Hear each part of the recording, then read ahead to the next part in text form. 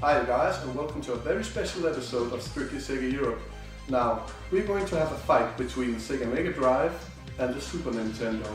I know you're thinking that the Mega Drive will win since this is a Sega related show, but just hold on and see the results. Now, here we go. The first thing we are going to look at is the designs of the machines, and you can see that the Super Nintendo, the European and the Japanese Super Nintendo is kind of small and it has bright buttons. It's certainly meant for children, but it's still very sleek and good looking. I think it's kind of awesome. Anyway, the Sega Mega Drive. This is the Model 2. The Sega Mega Drive Model 1 is actually pretty awesome as well, but this is very nice. It has nice buttons, and yeah, it's a pretty good looking machine. It's black, and black is timeless, and yeah, I think I'll have to give this round for Sega Mega Drive. Next we are going to look at the controllers, and I think both these controllers are pretty awesome. You can see, if we look at the Super Nintendo controller, 4 bright buttons, an L and R button, select and start, and a D-pad. It's very comfortable in your hands, and yeah, it's pretty good looking as well. The Sega Mega Drive controller, this is the 3-button controller, is pretty awesome as well. It's shaped like a batarang, I think. It's very comfortable as well.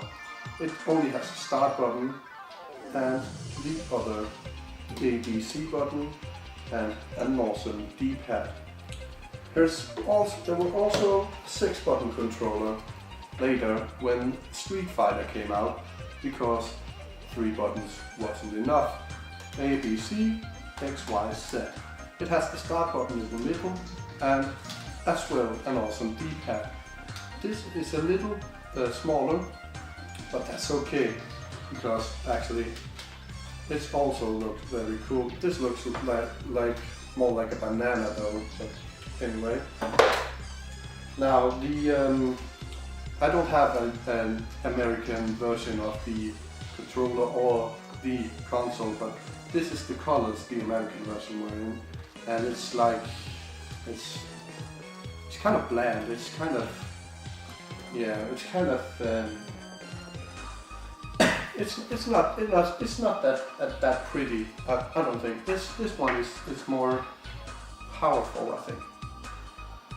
But we have to look at the first generation of these controllers, and I must say, in the controller department, I'm pretty torn up. I can't decide. The Nintendo is very comfortable, and it has more buttons, but the Mega Drive controller is very good looking, and it's very comfortable as well. It has a better D-pad though, but this one has more buttons and an LR trigger, so you didn't have to buy another controller from the start. This one is kind of hard, but once again I have to give it to the Mega Drive. Now let's talk about mascots. Both consoles have fantastic mascots. The number one being on the Super Nintendo, of course, is Super Mario, and the number one on the Mega Drive is Sonic the Hedgehog. Well, both consoles did also have other mascots of sorts. Super Nintendo had Zelda, Donkey Kong, yeah, another great mascot. Even Silent Belmont was a mascot for the Super Nintendo, and the NES before that. You can see that, yeah, and Fox McCloud. While the Mega Drive had Rocket Knight Adventure, Sketch Turner from Comic Zone, Vector Man, and of course the one up there, the little guy from Guardian Heroes. and lots more. Both Super Nintendo and Mega Drive have fantastic mascots.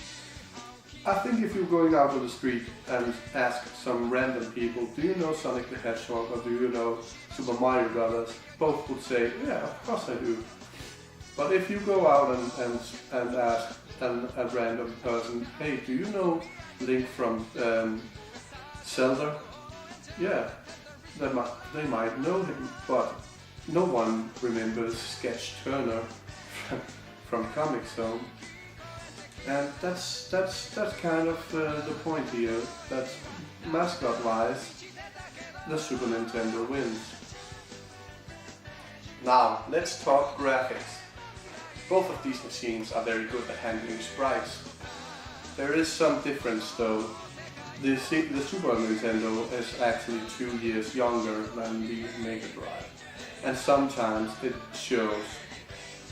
The programmers were very good at tweaking the Mega Drive so it looked like it was very capable of keeping up with the Super Nintendo. But in the real world, the Super Nintendo can handle more colors and it has mode 7. Yeah, I know the Sega Mega Drive has a faster processor, but it's not keeping up actually from the graphical and the color of the Super Nintendo. So I'm afraid I have to give this one to the Super Nintendo. Now, let's talk boxing. The Super Nintendo is unfortunately behind on this one. A box in a cardboard box means that people are going to throw these away, or they were back in the day. Yeah, this is actually the only copy I have with a full box and the instruction manual, because the other ones I have been thrown away. So that's kind of sad. But the Mega Drive had these plastic boxes, not something you just throw away, but you'll keep them, and yeah, the instruction and the game were here in pristine condition for many years. It's a sad thing that Nintendo chose to cheap out on this department, but I guess it's still very nice shape. But the Sega Mega Drive win this one by far. Now let's talk commercials. First, we're going to see a commercial from Sega and then a commercial from the Super Nintendo. The Sega Genesis has blast processing. Super Nintendo doesn't. So what's blast processing do?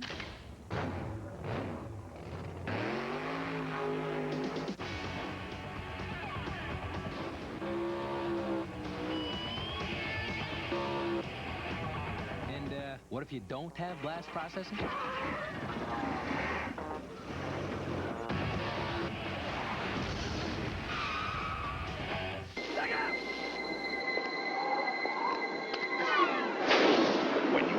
To step up to this kind of power, this kind of challenge, this kind of flying, crashing feeling. When you decide to get serious, there's only one place to come: the games of Super Nintendo. No one else creates this kind of experience, because no one else creates these kinds of games. Now you're playing with power, superpower. Both commercials are kind of 90s, aren't they? But I think the commercials for the Sega Mega Drive or Genesis in this example it's kind of bad, and it's very evil against the Super Nintendo. But the Super Nintendo commercial is actually quite good, and yeah, I think the Super Nintendo wins. Now for the important part, the games. I've never actually owned one of these when I grew up. I had the Sega Master System and went on to get the PlayStation 1, and just after that I actually got the Sega Mega Drive. But I have played both of these consoles because one of my dear friends had the Sega Mega Drive and I was constantly playing on that. And in the local, I don't know what it's called in English, but it's like a daycare center for children 7 to 10. We had the Super Nintendo, and I've played the shit out of both these consoles.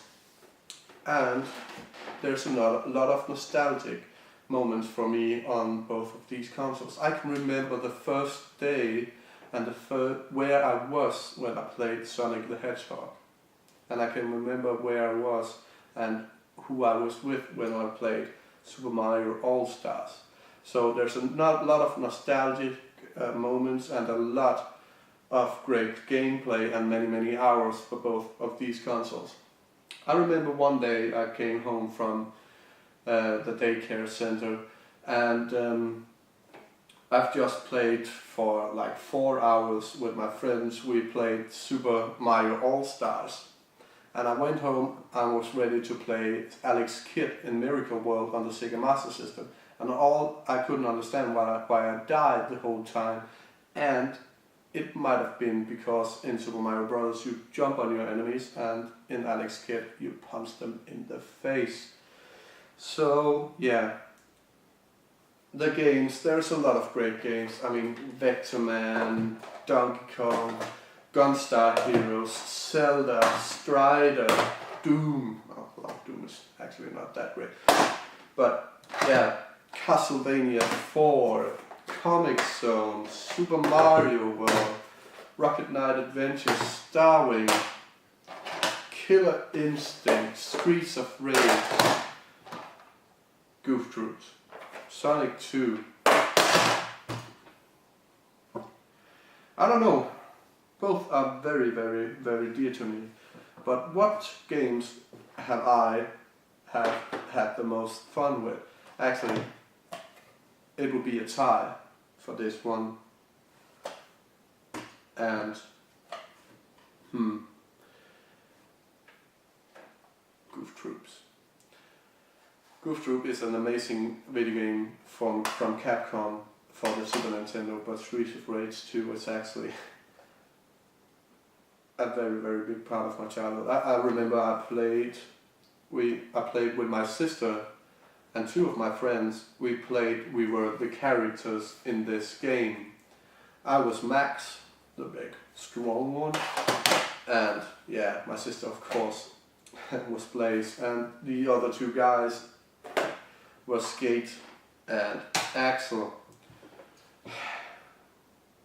On pure nostalgia, I have to give this one to the Sega Mega Drive. So, in all, the Sega Mega Drive wins the console war. And that's my opinion. Now go create your own. Thank you.